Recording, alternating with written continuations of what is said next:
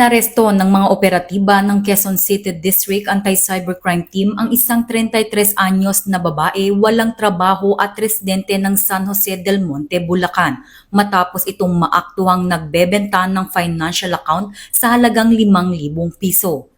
Nabisto ang iligal na gawain ng suspect sa isinagawang cyber patrolling ng mga otoridad sa isang Facebook group kung saan nagpost ang suspect. Dito na nagsimulang makipag-ugnayan at makipagkasundo ang mga otoridad sa suspect para sa isang meet-up sa Cubao, Quezon City. Agad siyang inaresto matapos ma-verify na aktibo at gumagana ang ibinebentang financial account.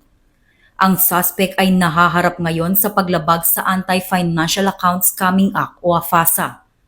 Ayon kay Police Brigadier General Wilson C. Asweta, Acting Director ng PNP-ACG, ang pagbebenta o pagpapahiram ng personal accounts ay labag sa batas at nagiging daan sa paglaganap ng online financial scam.